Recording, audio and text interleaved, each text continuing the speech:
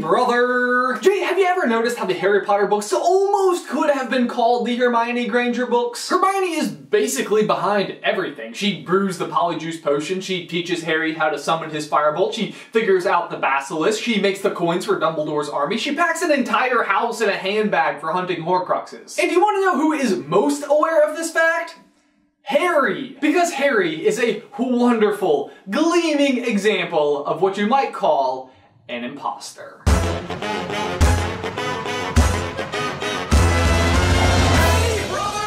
Guys, this video is brought to you by Fortnite. After a long day of video writing here at SuperCarlinBrothers, just kidding, this job is like a total blast all the time. Our team winds down by hopping on Fortnite Battle Royale. The game is free to play on PC, Mac, PS4, and Xbox One.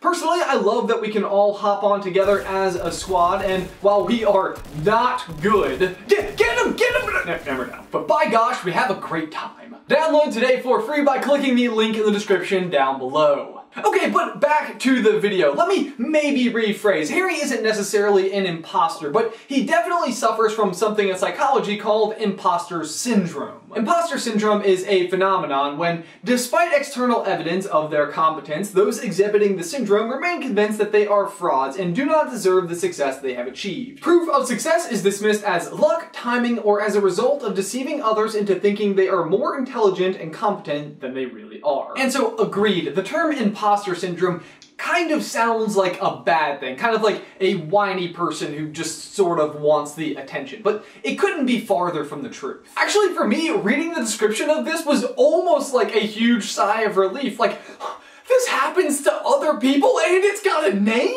Raise your hand if you too are an imposter.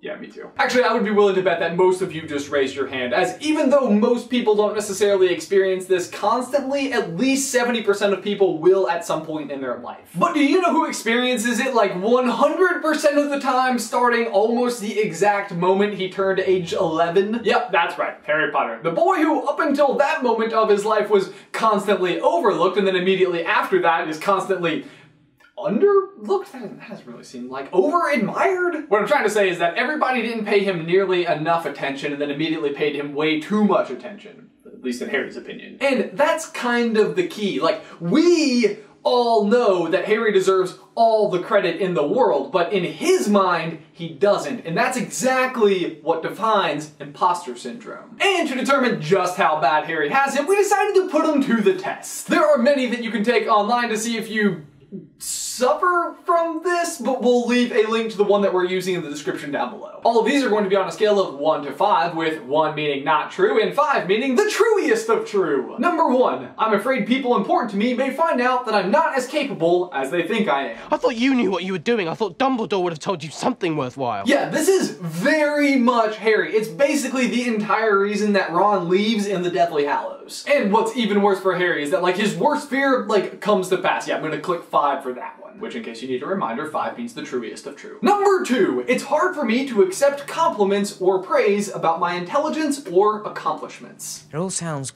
great when you say it like that. Yeah, that's a 5. Harry, in what world is it ever not cool to have killed a basilisk? If I had killed a basilisk, I would be bragging about it constantly. Hey, Grandpa, would you like some coffee? Did I ever tell you about the time I killed a basilisk? Oh, God. It was 30 feet tall! Yeah. That's great. Did you want cream and sugar? I don't want credit for it! They just keep giving it to me! So, black? Number 3. At times I feel my success has been due to some kind of luck. The truth is, most of that was just luck. Also, you literally took a luck potion that solved like one of the biggest plot points in the entire story, so 5. Number 4. I often compare my ability to those around me and think they may be more intelligent than I am. You're a great wizard. Not as good as you. Okay, so not for nothing, Hermione, but that's kind of BS. Do you know how many spells Harry casts in that entire movie? Wait for it.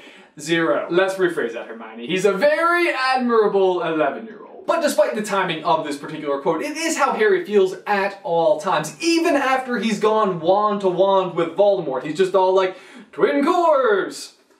That's a 5. Number 5, I sometimes think I obtained my present position or gained my present success because I happened to be in the right place at the right time or knew the right people. The prophecy said, Neither one can live while the other one survives. Now, the weird thing about Harry and Imposter Syndrome is that with this particular point, it's actually kind of true. Maybe it was more like in the wrong place, at the wrong time, and knew the wrong people. But the sentiment is all the same. His significance is out of his control. Okay, so that's over half of the questions on that quiz, and I'm going to go ahead and spoil it for you. He gets 5 on all of them. Harry is absolutely dealing with some rather significant symptoms of Imposter Syndrome. But that's kind of what makes Harry the unique hero that he is, and really the key reason why Dumbledore himself admires him. I actually really love the line when Dumbledore points this out. Power is a curious thing, Harry, but perhaps those who are best suited to power are those who have never sought it. Those who, like you, have leadership thrust upon them and take up the mantle because they must, and find to their own surprise that they wear it well. And also that time you defeated the basilisk, let's face it, that was just being cool. Did I tell you that I did it with a sword? But it's super true. Harry does constantly have help. Like, he never gets the Mirror of Erised and the Sorcerer's Stone without the help of Ron and Hermione.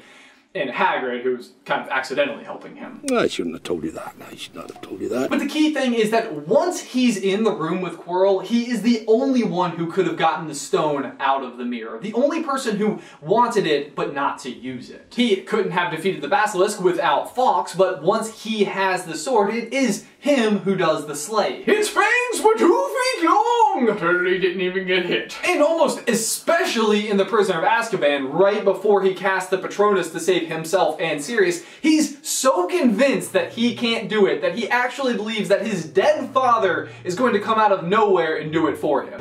Any minute now. Right there. You'll see. That's how little credit he's giving himself in this situation, that he so believes it can't be him that a dead person might actually step out and do it, and then even just moments later, he does step forward and successfully do it. In Goblet of Fire, it's happening constantly. Hagrid is the one who shows him the dragon, Cedric shows him how to open the egg, and Dobby gives him the gillyweed. But once he's actually inside each of the tasks, it's Harry himself who's getting through it. But he can just never get around this, like, initial help that people give him and recognize his own achievements. And here's what makes Harry such a fascinating hero. In a lot of ways, he actually is an imposter. The reason why he's so famous, the reason why he's so important is for something that he essentially had nothing at all to do with. Even down to what he's so famous for is thanks to someone else. He was the boy who lived, the boy whose mother sacrificed herself for his survival. Lily really obviously is the hero that night, but it's his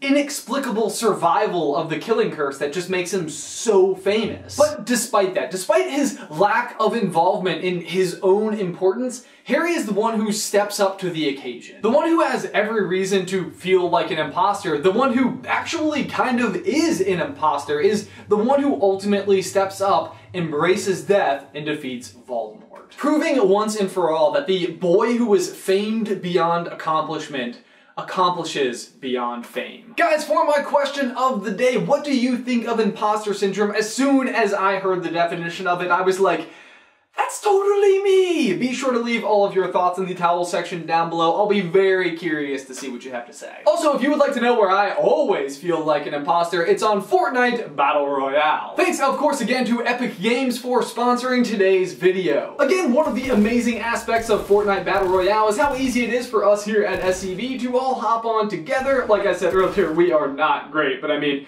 what's really more important anyway? Winning or spending time with your friends? I agree, winning would be nice. Looking at you, Jay. But hey, that's not what's important. What's important is being able to team up with a bunch of your friends and trying to outlast 100 other players to get that coveted Victory Royale. Wish I knew what that felt like. But hey, if you guys make it, be sure to tweet us a picture. Again, you can download the game for free by clicking the link in the description down below. Guys, as always, thanks for watching. Be sure to like this video and subscribe to the channel if you haven't already. If you'd like to see Jay and I play some more games, you can click right here to check out our gaming channel. Or if you'd just like to see our entire Harry Potter playlist, you can do so by clicking right here. But Jay, that's all I've got for you today, man. I will see you on Tuesday.